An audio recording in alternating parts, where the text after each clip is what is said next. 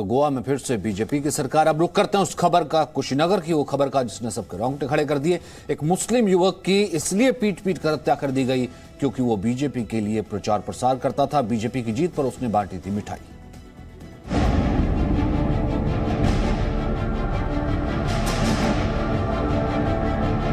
हमारा भाई बहुत दौड़ा, अपने मौत के लिए भीख मांगा हो, एसपी कार्यालय में गया, कोई सुनवाई नहीं हुआ है और ना ही कोई इसको बचाया है।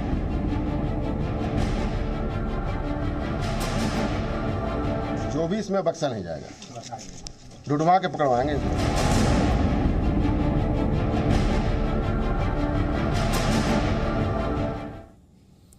तो यूपी के कुशीनगर में मुस्लिम युवक की बेरहमी से हत्या कर दी गई।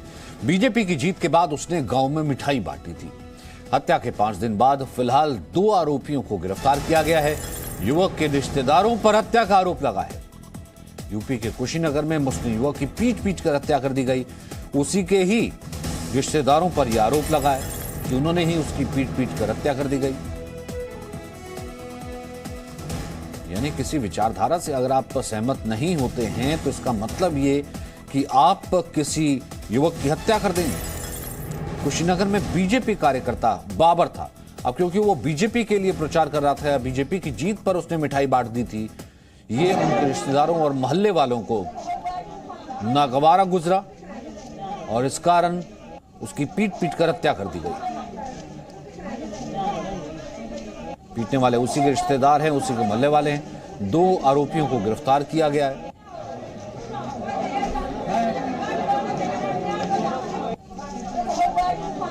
हालांकि उसका भाई कह रहा है कि लगातार इसकी शिकायत मैंने पहले भी दर्ज करवाई थी।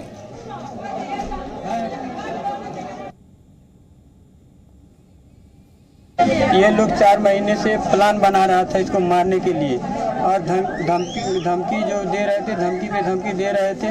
और उसके बाद से एक दिन पथराव किए, इसका घर फर तोड़ ताड़ किए, पूरे मारने वाले लोग जितने भी थे सर। उसके बाद से इसको मौका ढूंढ रहे थे कब मारे सर। ये बस ये बीजेपी के प्रचार प्रसार में लगा हुआ था और इसके लिए ये लोग बहुत मतलब इन लोगों का पूरा मतलब गुस्सा सर पे चढ़ गया था कि अब मार देंगे तब मार देंगे।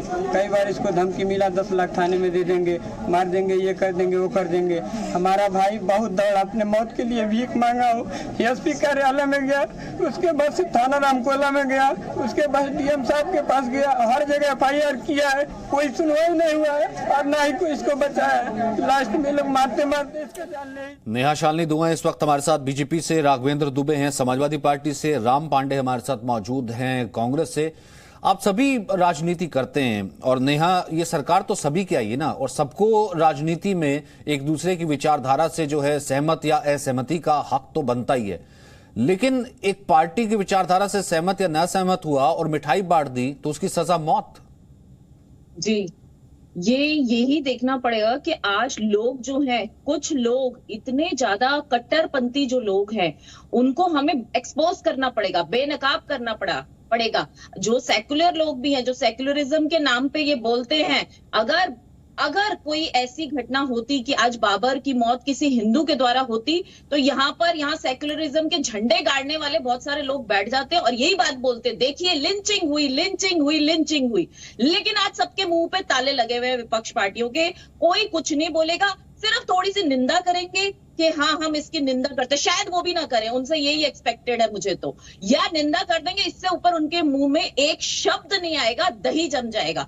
क्यों आप ऐसी मानसिकता रखते हैं? ये मानसिकता देश को कहां लेके जा रही है कि एक लड़का, बाबर नाम का लड़का, मुस्लिम होने के बावजूद अगर वो भाजपा को पसंद करता है, एक राष्ट्रवादी पार्टी को पसंद करता है और उसके झंडे लगा रहा है या उसकी जीत पर जिसे कहते हैं मिठाई बांट रहा है, क्या उसको सिर्फ इस वजह से मौत के घाट उतार दिया जाएगा? और ये सिर्फ यहाँ ही नहीं हो रहा, यही चीजें बंगाल में भी लोगों ने देखी, यही चीजें केरला में भी, और कई ऐसे राज्य हैं, कश्मीर जैसे राज्य, जहां पर मुझे लगता है कि इंसान को किसी मतलब अपनी विचारधारा रखने का कोई हक ही नहीं है।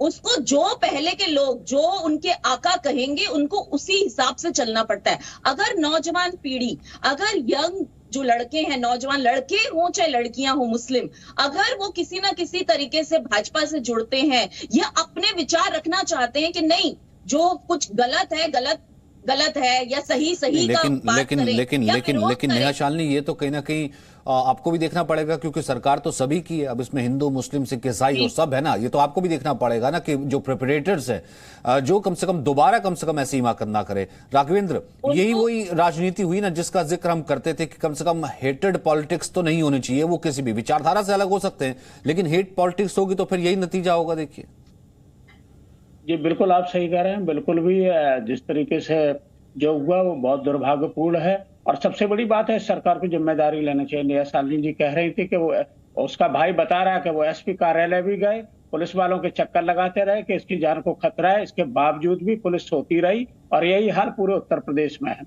जिन लोगों ने ये घटना को अंजाम दिया, ऐसे लोगों को कड़ी सजा होना चाहिए। ये भारत देश है जहां पर विविधता हो सकती है, बहुत सारे मतांतर हो सकते हैं, अपनी अपनी धारणा है, और अपने अपने हिसाब से लोग जिनको जो पसंद है वो उनकी बात भी करते हैं, उनका वो रखते हैं। इसका मतलब ये नहीं है कि अलग अलग पार्टियों में है, इसका मतलब ये नहीं है किसी को लाइसेंस ये दे दिया जाए कि वो दूसरी पार्टी का अगर प्रचार कर रहा है या खुशी जता रहा है तो उसको मार दिया जाए या उसके साथ किसी भी तरीके की लिंचिंग की जाए।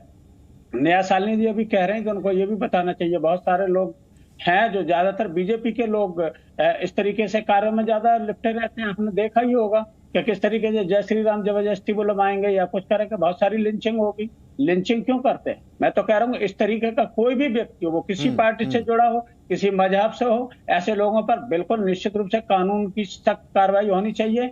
ये हमारे सब समाज में कहीं भी स्थान नहीं रखता है कि ऐसे कोई किसी को भी किसी भी के प्रति अपनी धारणा रख सकता है, किसी को सपोर्ट कर सकता है। वो उसका अपना निजी अधिकार है कि वो किस पार्टी को वोट दे रहा है और किस पार्टी के लिए खुशी मना रहा है। ठीक है राम पांडे, ये भी तो एक लिंचिंग ही हुई ना, जब एक ही समुदाय, एक ही धर्म के लोगों ने अपने ही धर्म के लोगों को इसलिए मार दिया क्योंकि वो जो है बीजेपी के लिए वोट दे रहा था, तो ये भी तो एक लिंचिंग ही हुई ना राम पांडे। जिन्होंने मारा है वो रिश्तेदार भी थे साथ में, बिल्कुल, और उसी के रिश्तेदार हैं, तो आप सोचिए कैसा। राम पांडे जी एक सेकंड, शालिनी जी मैं ये राम पांडे से मैंने पूछा, मैं आता हूं आपके पास। हाँ जी शालिनी जी, आपने बोला था, मैंने आपकी बात को ध्यान से सुना था, तो कृपया आपसे निवेदन है, मेरी बात जब कंप्लीट हो जाए तो उसके बाद आपको जो बोलना है बोलिएगा। जिस लड़के की हत्या हुई है, ये 4 महीने से एफआईआर के लिए एसपी कार्यालय के थाने के चक्कर काट रहा था। क्यों नहीं उसकी कंप्लेन लिखी गई? क्यों नहीं उस पर कार्रवाई की गई? जब कंगना रनौत का छज्जा टूटता है तो उसको हम बाय सिक्योरिटी दे देते हैं। आम आदमी यदि असुरक्षित महसूस कर रहा है तो क्यों नहीं उसको सुरक्षा प्रदान की जाती है? तो सबसे पहले तो उसको सुरक्षा प्रदान की जानी चाहिए थी। और हम बात करते हैं कि उसने मिठाई बांटी थी, तो यूपी में, देश में लाखों लोगों ने मिठाई बांटी थी, और ये कोर्ट का आदेश नहीं है कि केवल मिठाई बांटने के कारण ही उसकी हत्या कर दी गई। और आज की तारीख पे हर इंसान किसी न किसी पार्टी से जुड़ा हुआ है। उत्तर प्रदेश में हर दिन 15-20 हत्याएं रोज होती हैं, ये एनसीआरबी के आंकड़े हैं। तो क्या ये 15-20 हत्याएं उत्तर प्रदेश में रोज हो रही हैं, ये क्या मिठाई बांटने के कारण हो रही हैं? और हत्याएं तब रुकती हैं जब हत्या रोकने का प्रयास किया जाए। बिल्कुल, वर्तमान में यूपी में क्या चल रहा है? हम सरकार की जिम्मेदारी बनती है, लेकिन जिम्मेदारी कहीं ना कहीं उन दलों की भी बनती है जो समुदाय विशेष का वोट पाने के लिए कम से कम राजनीति को उस स्तर तक ले जाते हैं कि सामने वाला जो है कहीं ना कहीं दुश्मन दिखने लगता है और उसकी विचारधारा भी दुश्मन दिखने लगती है। तभी कहीं बाबर नाम का शख्स अगर उसकी जीत पर मिठाई बांट देता है तो उसके रिश्तेदार उसी की ही पीट पीट कर हत्या कर देते हैं। बहुत बहुत शुक्रिया मेरे साथ जुड़ने के लिए आप तीनों का। वक्त इतना ही है, एक छोटे से ब्रेक के लिए रुक रहा हूं। Presenting B News app, available on Google Play and App Store. Download it now.